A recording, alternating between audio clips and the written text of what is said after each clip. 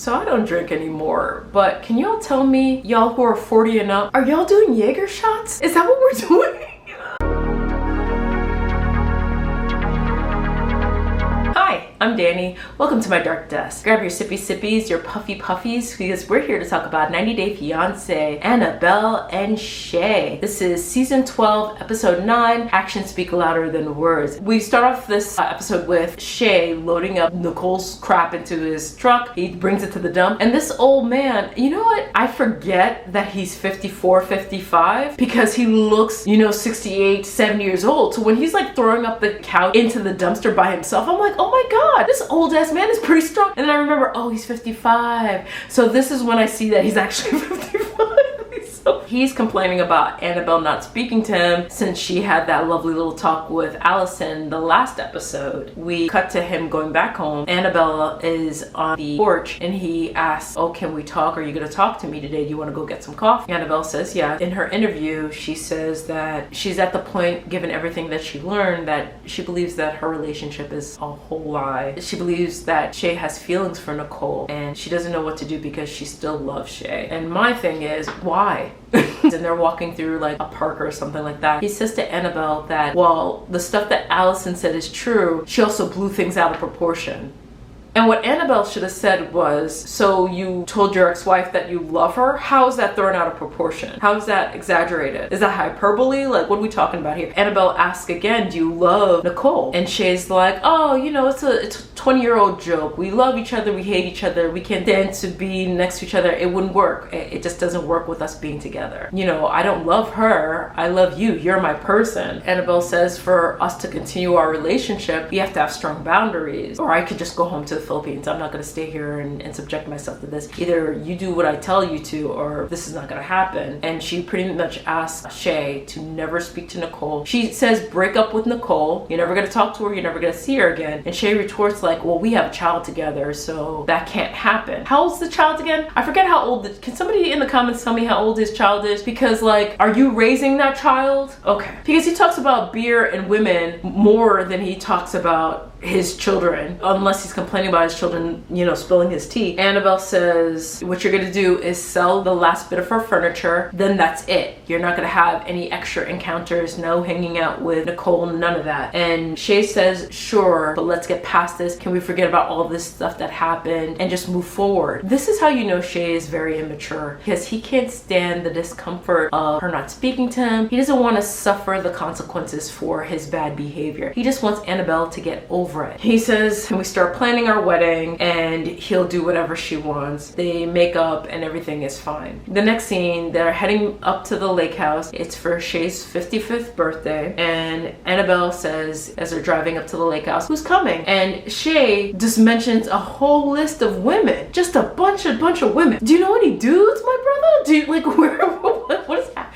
Shea is the type of man to have a bunch of female friends, but they're not really his friends. That kind of guy who is only around you because he's waiting for you to get too drunk, or he's waiting for you to break up with your boyfriend, feel vulnerable and have sex with him. Shea's that kind of guy friend. In her interview, Anabelle pretty much says that she's impressed with the fact that Shea has two houses. That is a little bizarre that he has one house that he lives in and one house that nobody lives in. And she jokes that, they could have their honeymoon in a lake house. She also mentioned that in the Philippines, she lived with her mother, her sister and brother-in-law and their kids. It's a full house and it's only one house. So she was really impressed by the fact that Shea has two homes. And like we talk about Maxwell being a scammer, we can't ignore the fact that Anabelle is looking for a come up, and I ain't mad at her. I'm not even mad at Maxwell. Get your coin. But Anabelle is looking at the bag, and I want Anabelle to get everything that she wants from the situation. Allison arrives at the lake house after they're done setting up for all the company, and Shea sent Anabelle away so that he could not only drink a beer or start drinking, but also to admonish Allison about like all the stuff that she told Anabelle. He was upset with her. Shea's like, why didn't you include me in the conversation? And Allison was like, well, Anabelle came up to me and asked me. She knocked on my door. And he said, well, you could have stopped the conversation. You could have included me in the conversation. And next time this happens, if this happens again, let me know, because you're making things hard on me. Why would you tell her all this stuff? Allison smirking, saying you can't get married with secrets. Facts. honest. I mean, everybody has secrets, but she ain't wrong. And Shea says, we almost didn't get married because of you. And Allison was quick to say, because of you. And I'm glad she did that. I'm glad she chin-tucked her dad. Granted, we know that Allison is a shady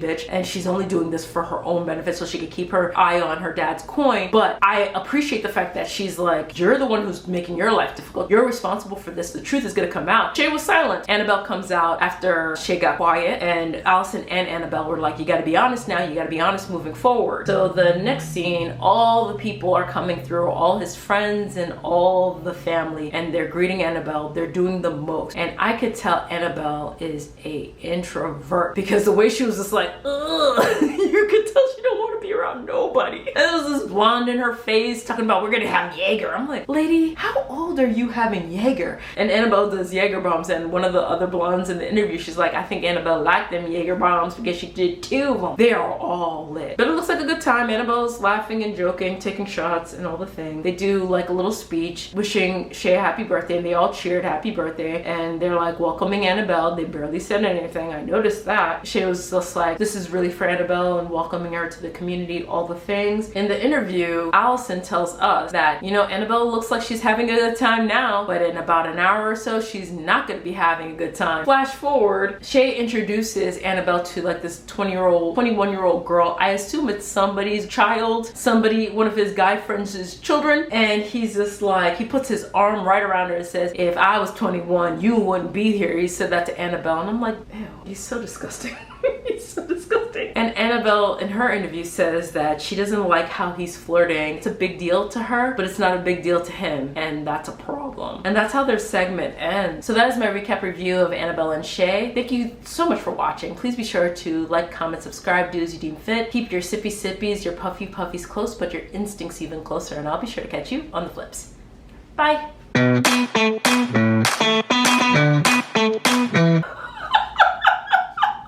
I haven't touched Jaeger since I was 22. Are we serious right now? Oh my gosh.